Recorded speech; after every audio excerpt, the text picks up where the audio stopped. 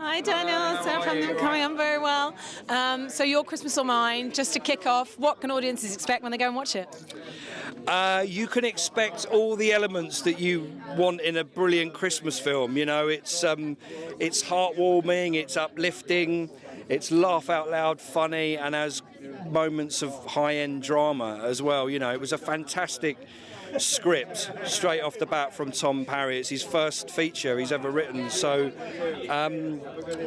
the characters are just really engaging. You know, it's this kind of simple premise. You know, the two young students at the beginning of the movie swap trains on their way home to Christmas and get snowed in and inadvertently spend Christmas with the other person's family, and sort of madness and chaos ensues. But it's about how they deal with that scenario and how they find each other at the end of the film.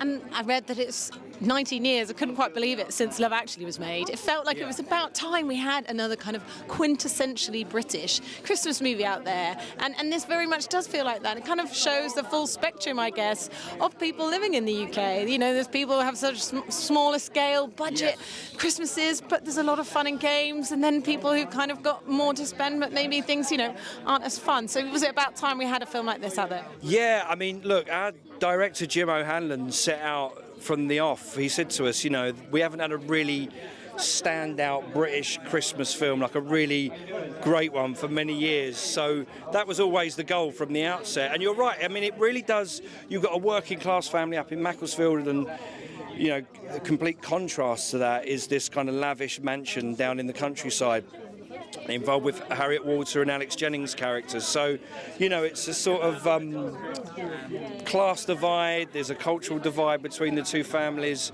but nevertheless the whole film is all about, you know, the importance of family and the importance of togetherness and the union of company, really. And I think this film really epitomises that. It has a great heart. That's what you want from a Christmas film. You want to feel like when you're watching a Christmas film, you want it to feel relatable. You want it to sort of wash over you and just switch your brain off for 2 hours and just enjoy the ride.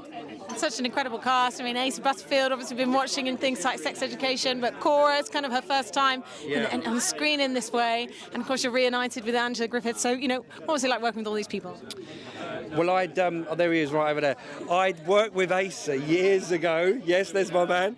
I'd worked with Asa years ago on Nanny McPhee and The Big Bang. So he was about that high, and I just remember him running around, and I've watched his career go from strength to strength. And you mentioned Sex Education, it was all the movie performances he's delivered.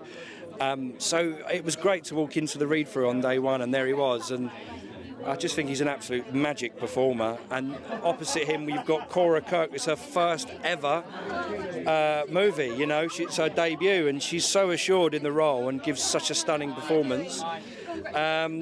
So yeah, lots of other people I'd worked with. Angela Griffith, you'd mentioned before, and David Bradley. When you've been in the game as long as I have, you start going around again and meeting the same people. And what do you hope people take away from watching it? Because there are all those hilarious moments, and just you going around in your ice cream van, and then there are these really sort of moments that kind of, you know, put a lump in your throat and maybe take you back a bit. You're not expecting them to be there, where, you know, you are kind of delving into, you know, what is it like to be at Christmas when you've suffered loss and you do have grief there. So there's kind of those two things that are there in harmony that maybe people can take away. Yeah, there are, you know, aside from all the hilarity and the chaos that all the characters get up to and all the comedy that ensues from that, you do have moments of drama, you know, particularly with Asa's character. His backstory is that he's lost his mum, you know, in an accident. So he's very much in grief, and that family haven't dealt with that. You know, it's like the elephant in the room. And when you get into the back end of the film, the last third of the film, the backstories start to open up, and you delve into the sort of trauma that he's carried around with him, really. And there's a lovely scene between the two of us as I'm wrapping a colander very badly, and Jeff comes out with some stuff as well. But that's just the quality of the writing, you know. It makes sure that the layers of the character are fully formed, and they're sort of three-dimensional, and I think that's the thing that really engages the audience.